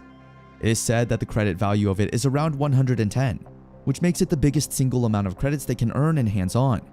However, they also need to be aware of the fact that casualties are a common occurrence when students challenge the Nabaris, so it is without a doubt the boss of the combined hands-on exercise. With that said, Liana wants to use this opportunity to show off the tower what she has in her after she defeats Nabaris. She then added that she would like for the party to challenge Nabaris at their best, with as much magic power in reserve as possible. After that, they can deal with the rest of the monsters in the end. With that said, since this is something beneficial to everyone, they all immediately agreed to go to the 10th floor to put an end to this exercise once and for all. Meanwhile, somewhere in the dungeon, a headless individual is seen. It seems like it is the same guy that killed a student earlier. To make it worse, it seems like they have already killed a bunch. With that said, as Will's party reaches the 10th floor, they are shocked to see that since a while ago, there have been monster corpses strewn all over the place. So they wonder if this is the work of another party. However, Ignore knows that is not possible at all. Scion also noticed that they had made it to the 10th floor via the shortest route possible, with them not even swinging by any of the base camps. So there is no way that any students could have gotten ahead of them. As Will checks on them more closely, he is shocked to see that they were torn apart by brute force. On top of that, the dungeon is unbelievably quiet for some reason. So as they check the Noborus room, the whole party is shocked to see that the floor keeper has already been slaughtered. They start to wonder who could possibly have done this. Since the magical elements haven't disappeared yet, means that it hasn't been long since it was killed. So Will starts to have some flashbacks again, as he clearly remembers. Wagner-sensei did tell him that Search is indeed versatile, but it isn't omnipotent. It can have a hard time detecting crafty traps, and mages would likely use Hide to counter it. And on top of everything, there are also some monsters who can escape detection from Search. And just like that, a group of monsters started rushing towards them, causing the team to fall to a floor that was beyond the academy's limits. As they fall to this unknown floor, Ignore starts having flashbacks of his past, when the elf's queen goes on to abandon him.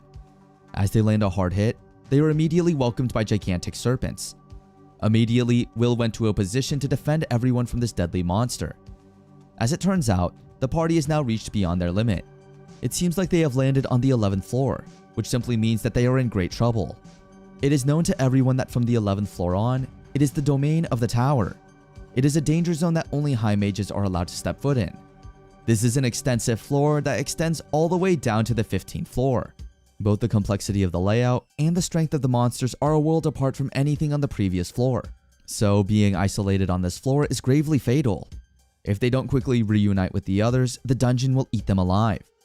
It turns out that the group got separated when they fell, so it is their mission to get in touch with one another again if they want to survive this whole thing. After defending the group, Will immediately checks on the others. However, as he is about to help Ignore with his wounds, Ignore tells him to stay away no matter what. It seems like even if it's a matter of life or death, Ignore still sticks with his beliefs no matter what. To the extent that he even went on to administer first aid to himself. As Will scans the area, aside from the fact that Ignore has been injured, nearly all of their baggage has also been wrecked, including Rosty's magic items.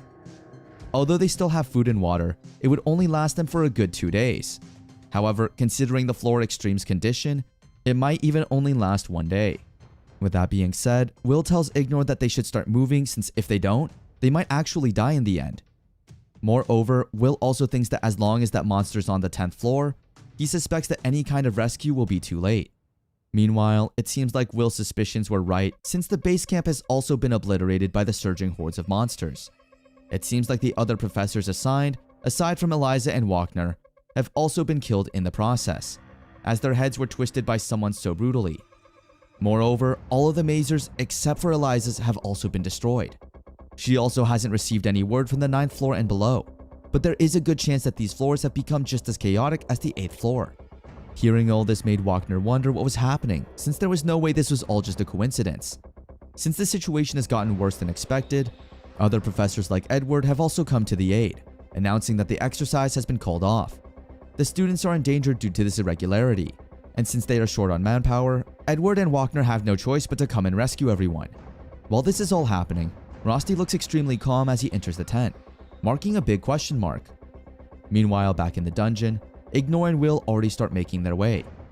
Along the way, Will tells Ignore that he should refrain from using Search too often, since even if it is just common magic, overusing it will drain him one way or another. For now, he should conserve his magic no matter what. However, it seems like Ignore is already stressing out since this is literally the 11th floor, a danger zone no one can anticipate at all.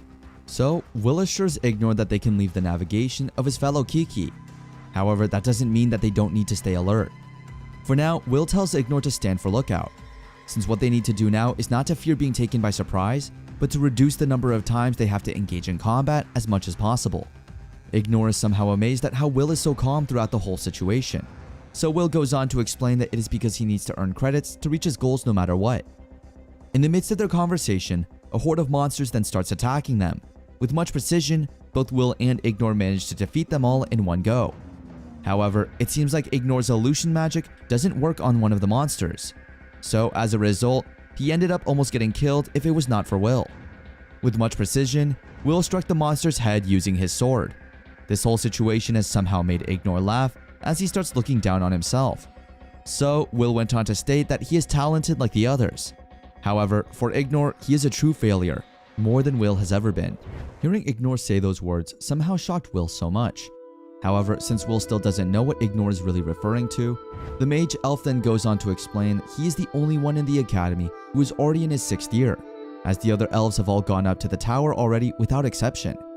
As a result, he is now referred to as someone talentless and a disgrace to his kin. As proof, Ignor himself can't even use phantasmagoric magic, which is a kind of magic that materializes illusions like what Will has seen during the magic festival. Instead, his magic can only produce illusions without any substance, and to top it all off, it is merely for show and can't actually be used to defeat enemies. However, despite hearing all that, Will still sees Ignor as amazing, since he is strong enough to even get into the top 3 at the academy. However, for Ignor, just like what Liana stated, he, like the rest still in the academy right now, is nothing but unsold goods and inferior types. So no matter how much Will tries to make Ignor feel better, it seems like the pain and inferiority he is feeling is just so evident that even the nicest words can't even make him feel better. Meanwhile, somewhere around the 11th floor, Colette and Liana are also discussing Liana's statement earlier regarding them being referred to as the inferior types. Since Colette also didn't get the whole thought clearly, Liana went on to explain that being headhunted at the Grand Festival of Magic or inventing new spells is something that everyone in the academy is wishing for, since those who have displayed talent have already gone up the tower with no regard to the graduation process of the academy. That is why for the past 6 years, Liana has been unable to do anything but gaze upon the backs of such people, making her realize that those who are left in the academy are indeed unsold goods. Hearing this caused Colette to get speechless for a while. However, after a good minute or two, she went on to say that in some cases, it might be true. But then again, everyone calls Liana Miss Perfect, so she shouldn't worry much about it in the end. However, for Liana, that is just within the academy, as they are no more than frogs who know nothing of the vastness of the sea. This frightful feeling somehow excites Liana to do her best. After all, she was made to see it. Since Alfaria, a once first-year student at the academy, was able to do it, there's no way they can't as well. At the moment that Alfaria ascended all the way to the top and became one of the Magia Wenda, was the same time Liana realized that those who are inferior will never measure up in the face of true talent. Moreover, back to Ignor and Will. Ignor went on to explain that the first time he realized that he was a failure was when his own foster sister back in her homeland made him feel so. The most surprising part of all that is his foster sister was none other than the exalted queen, who's the pride of their kin, Elnor Leos Alv. As a result of growing up together, Elnor and Ignor developed a close bond, to the point that he promised to make sure to support her no matter what. However, by the end, Elnor turns out to be a high elf, so great that she even conjured up the king's forest.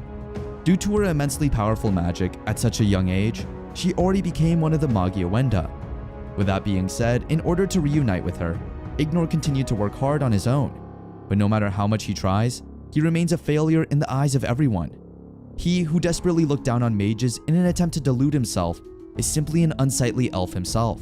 Ignor is already expecting Will to judge and look down on him, considering all the unexpected information he shared. However, to his surprise, Will even finds it fascinating since it now explains why he has always felt that they were similar in some way. So, Will went on to state that he knows Ignor is such an amazing elf, but since he is not at his best physique at the moment, Will promises that until he gets back on his feet, he will protect him no matter what. Meanwhile, back to Colette and Liana, Colette bluntly expressed, after hearing all of Liana's statements, that at this moment, she can clearly tell that Liana has an inferiority complex towards the tower. However, for her, there's one friend who will surely laugh at Liana if he hears that this is what they torture themselves over. And we all know it's none other than Will, the talented and competent. Then, let's go back to Will and Ignor, who have now been running into 5 over enemies. Fighting these gigantic and skillful monsters made them realize that this place is indeed on a completely different level from the previous floors after all. And yet, Will keeps on fighting them all tirelessly, causing Ignor to get speechless in amazement. However, what really confuses Ignor is the wondering as to why Will even makes an effort to protect him. So, to end this series of unanswered questions, Ignor went on to ask Will why doesn't he forsake him like the elves, which Will answered by stating that it is because he knows Ignor is definitely not a snarky elf or anything of that sort. In the midst of the conversation, a loud strange sound echoes through the room. Ignore tried to use his search ability, but it seemed like it didn't pick up anything at all. After a brief moment, Will finally realized that this sound simply means the dungeon is spawning monsters. For their first enemy, a Balkers comes in, dashing towards them. Balkers are known to be one of the notorious monsters of the floor, so their credit value is around 11. Based on what Will knows, their bodies are immune to physical attack, and to make it worse, they are also resistant to magic. However, there is only one thing that is effective against them, and that is the Elves' phantasmagoric magic. Since Will can't do this on his own, he asks Ignore for help. However, it seems like Ignore doesn't have the confidence to try, as he is already afraid to fail. That's why Will went on to state that it is okay for him to fail. After all, people like them who aren't geniuses can't progress without failing. Despite that, Ignore is still worried that if he messes up, Will might die in the process. So Will went on to assure him that he wouldn't die since they still had a dream to reach. As a result, Ignore builds up his courage and goes on to do as Will asks him to. Along the way, Will has kept him motivated, saying that his hard work up to this day will definitely not be for nothing, as Will truly believes that Ignore will be able to make it in the end. As a result, Ignore's era of being in fear of his traumas ends now, as the trust that Will has given in him is the one thing he refuses to betray. And just like that, he is able to do as he intended, defeating the monster in one go. After the brief fight, Ignore immediately kneels down, apologizing to Will for all the rudeness he has shown him in the past. From now on, Ignore will already look at Will as a warrior worthy of respect. Although Will has no plans on saying it, he went on to state that he himself has also always respected Ignore so much. So there's a big chance that a new friendship might blossom in the coming days. Meanwhile, somewhere on the 11th floor, Sion and Julius are seen also trying to find their way out. However, along the way, since they both are hard-headed and short-tempered, they always find themselves arguing one minute after another. After arguing over some water, Julius can't help but get irritated at Sion for being so arrogant just because he has been getting better at magic lately. On top of that, Julius knows that they are both incompatible, which makes it even funnier when he thinks about how they were both humiliated by Will during the festival. In the midst of his wondering, Sion suddenly grabs him, while informing him that they got some company. At first, Julius didn't want to believe it since he just used search, and he found no sign of any monsters or anything. However, Sion thinks that it is just an illusion since they have also experienced the same thing back on the 10th floor. After all, it is already common knowledge that demons can evade being detected by search, so staying alert is a must if they don't want to get in much trouble. And just a few seconds later, evil sentinels started to appear, all rushing towards them. Even if it is the intestines of nightmares they are talking about here, for so many evil sentinels to appear in one go, Julius wonders if this has something to do with the monster they saw on the 10th floor. Since these sentinels have caused Sion his greatest and deepest humiliation, he would make sure to burn each and every one of them to ashes. On the other hand, back on the 8th floor of the dungeon, everyone is now in chaos as the monsters rush to attack one student after another. Fortunately, before things get out of hand, Edward Sensei and Wagner have arrived right on time to make sure that the students are safe. As soon as they have found the time,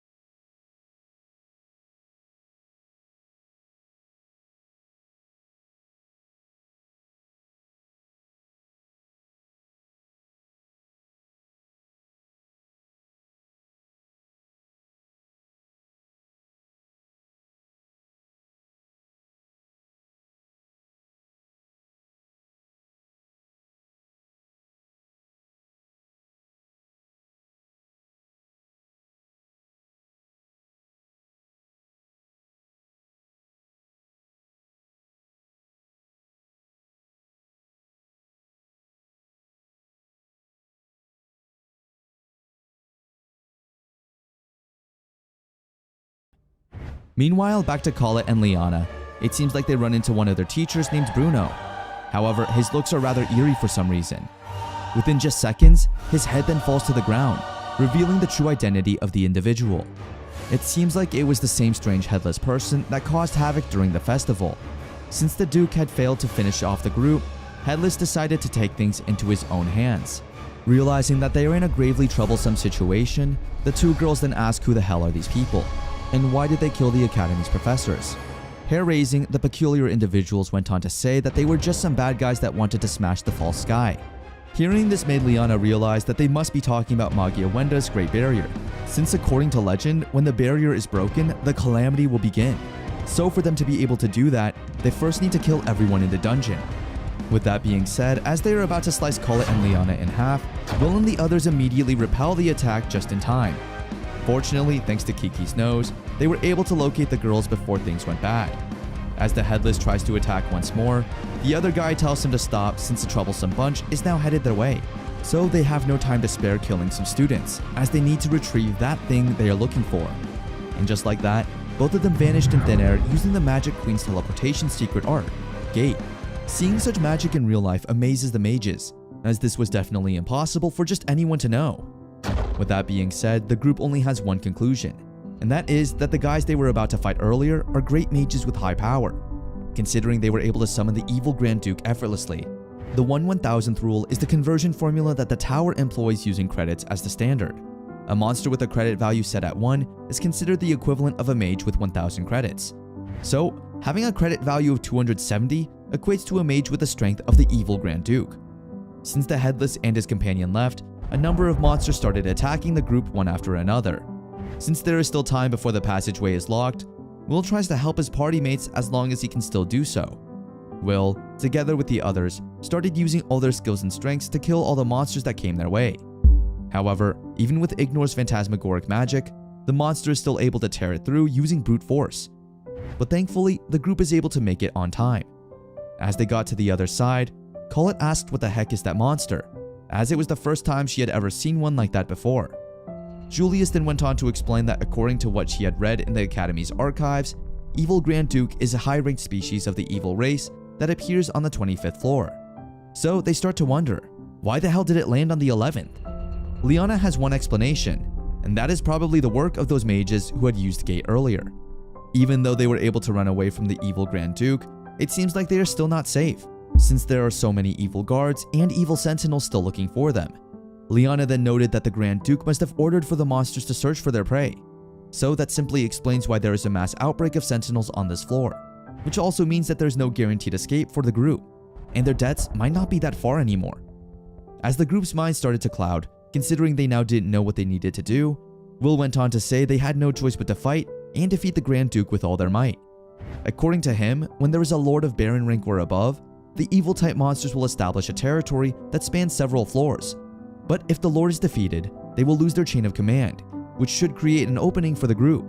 Now that the monster's leader has been summoned to the floor using Gate, making its soldier fall into disarray would make it easier for the Academy's rescuers to come. However, Julius thinks this is such a bad idea, as their life is on the line. So Will went on to state that he indeed has a plan, but he can't force it on them all since he can't use magic himself. So this made Julius think that he could finally take the others onto not believing in Will. However, it seems like Ignore trusts Will's instincts and plan.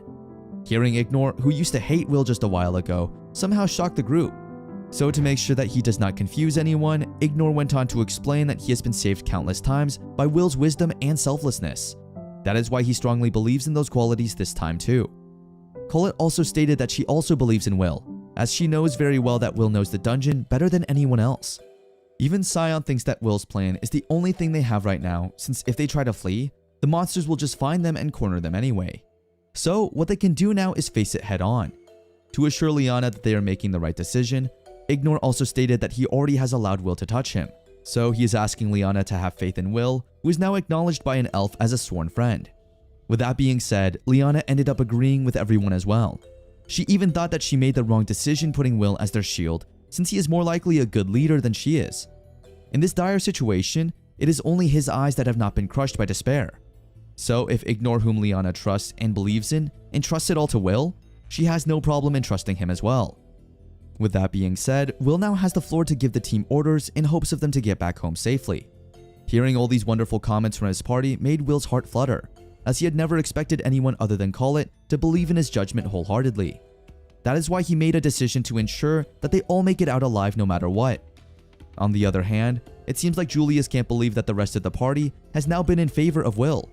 So Will went on to negotiate with him, saying that if he lent his hand to help them, he would also teach him the secret trick of Alfaria's spell in exchange.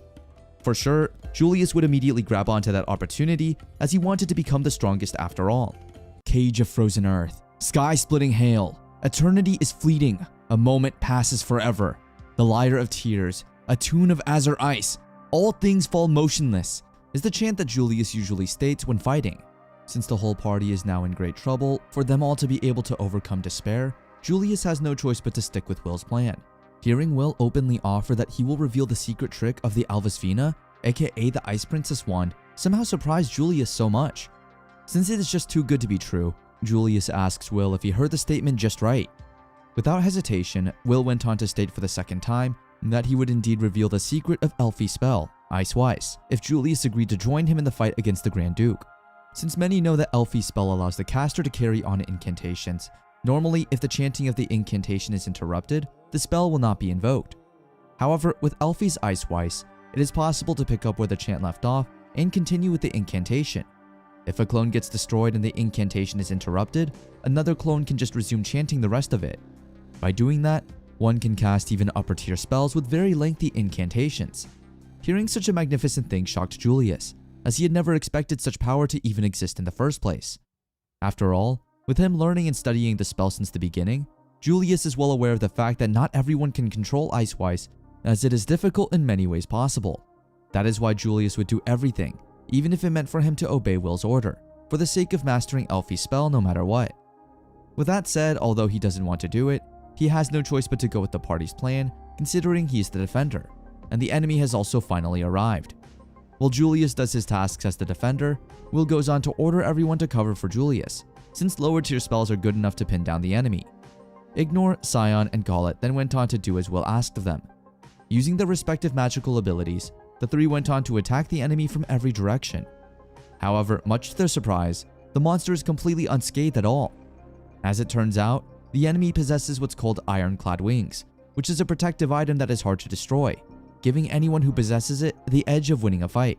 Despite Will knowing the fact that Scion's attacks and his won't get through, giving up easily is somehow not part of Will's vocabulary. With that being said, Will has formulated a plan in mind, with them becoming decoys until Julius begins his bombardment. So for now, they must keep the monster's attention away from Julius as much as possible. After waiting for a couple of minutes, Julius finally is able to do as planned.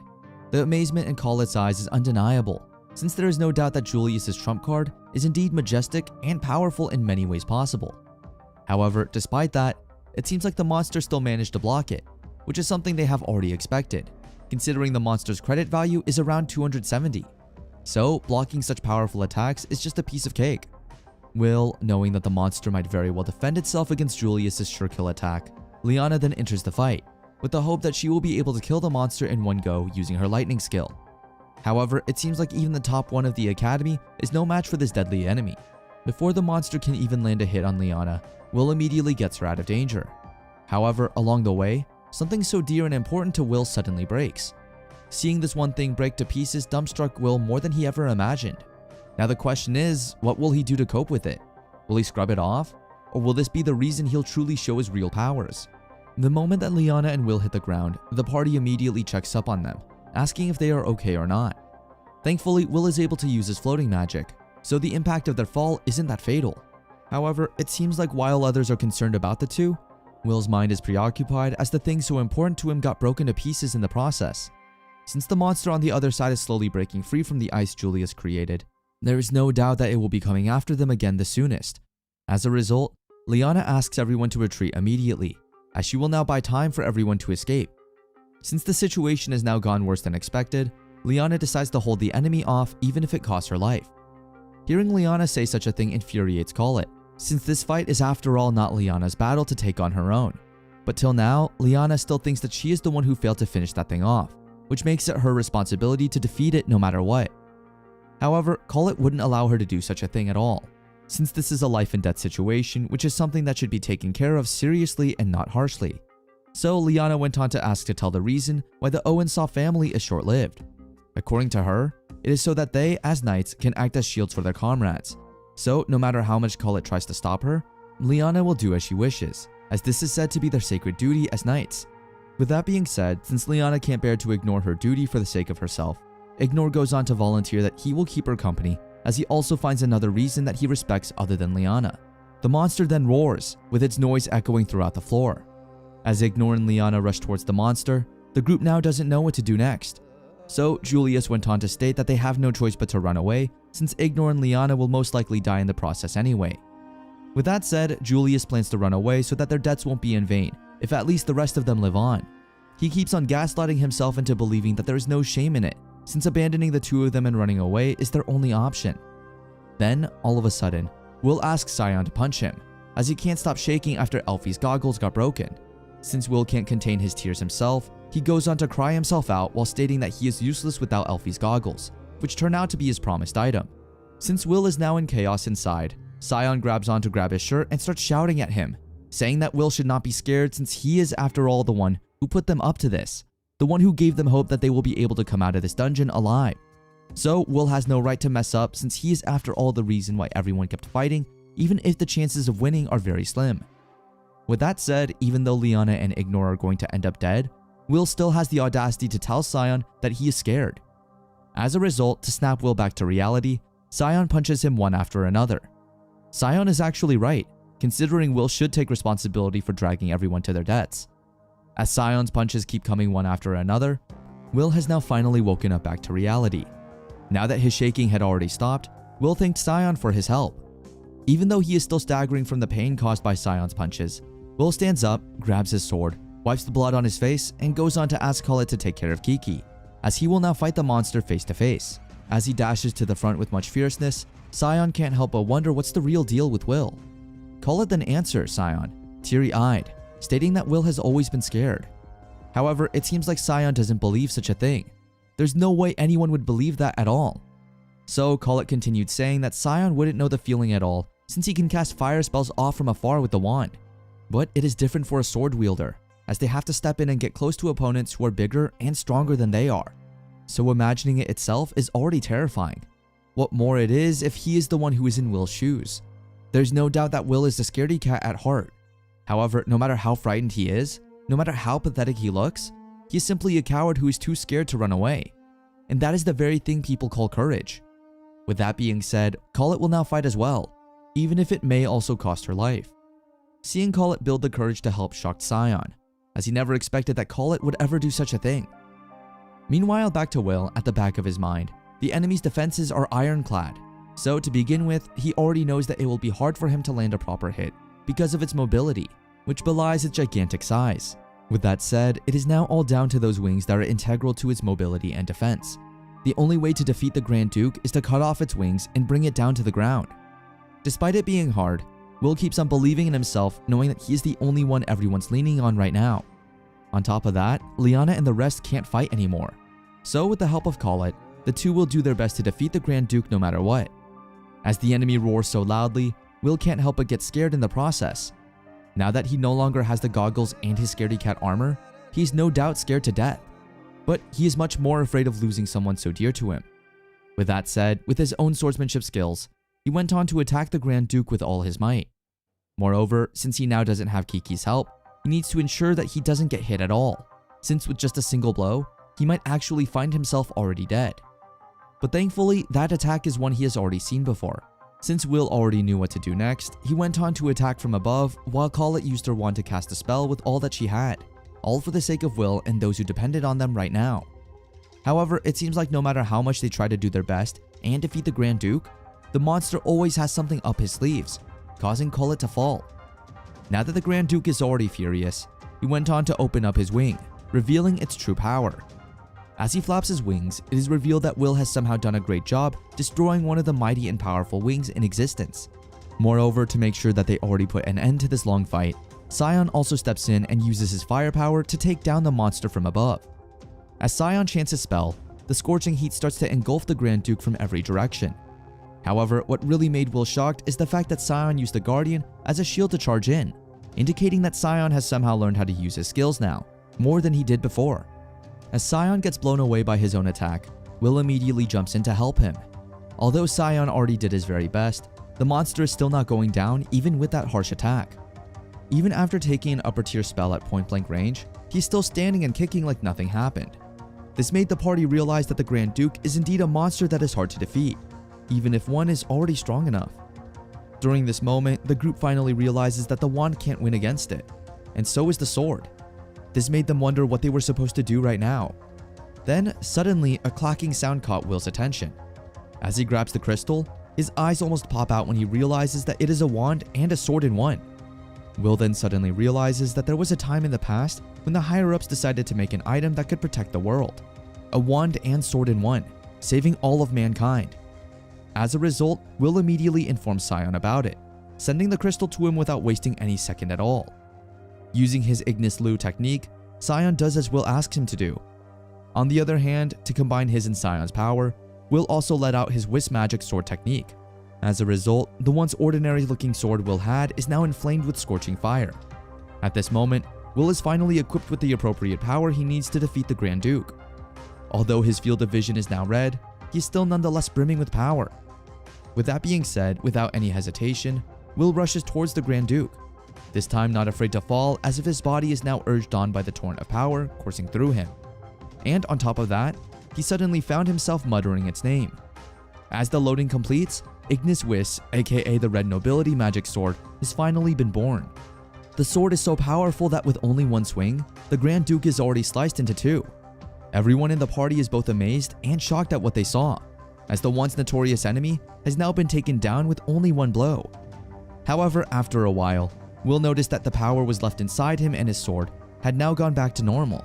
He himself can't even believe what in the world has just happened. But one thing is for sure, Will has finally defeated the Grand Duke.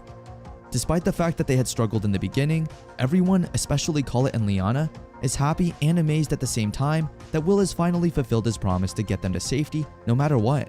However, the celebration was only brief as the stumps of hordes of evil sentinels were already echoing around the floor. Ignore thought that the monsters could have rushed over after hearing their lord's death cry. Colette is now on the verge of crying since Will and Sion just defeated the enemy and there's more coming. But what's worse is the fact that the party no longer has any strength left to fight. On the other hand, Edward Sensei and Wagner are now already in a hurry, since it's no good if they don't make it on time. As Julius is about to get attacked by one monster, a group of people then comes into the scene, chanting a high order annihilation magic. Everyone, including Wagner and Edward, who are now already so close, is shocked to see that the man who helped the party is none other than Mastelius Noah, the king of the Magiawenda, as well as the strongest one. Liana even asks what the hell a man like him is doing on the said floor. At the back of Will's mind, the old man might be on his way back from an expedition, since he is using equipment meant for the deeper floors of the dungeon. The old man then went on to state that he had bestowed the blessing of the light onto those who had stood firm against the darkness of the dungeon. And just like that, the party realized that they were finally safe at last. With that said, Julius and the others' cheers echoed throughout the dungeon. All the mages and even the elf trembled in joy and bowed in reverence. In this situation where everyone's attention was directed toward the Light Monarch alone, Will's eyes were drawn to one person. One of the old man's men then went on to talk to Will, asking him his name, as did Will to him. As the strange man shows off his face, he goes on to introduce himself as Finn, and the two then shake hands for their unexpected encounter. Meanwhile, somewhere around the dungeon, the enemies are still on the loose.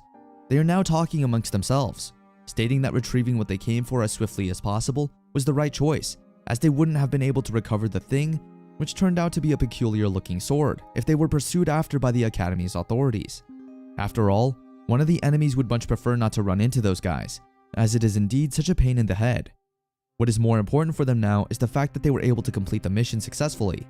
All they need to do is celebrate with a party from hell. As days passed, the students went back to their classrooms.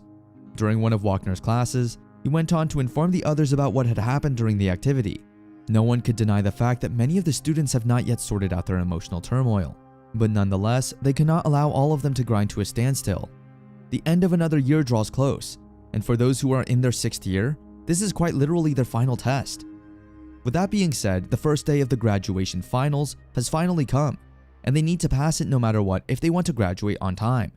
Meanwhile, the abnormal turn of events brought the combined hands-on exercise to a close. There were 11 deaths in total, and all of them were academy professors. Through the efforts of the surviving faculty members, there were 0 student casualties. Based on eyewitness testimony regarding the perpetrators of the incident, wanted posters were already posted, but no clues have yet to be found. Without waiting for the wounds suffered by many to heal, the hands of time tick on. Now the only thing that everyone should do is be aware of their surroundings and make sure to always be prepared for the worst to come. Things in the academy now will get even worse in the future.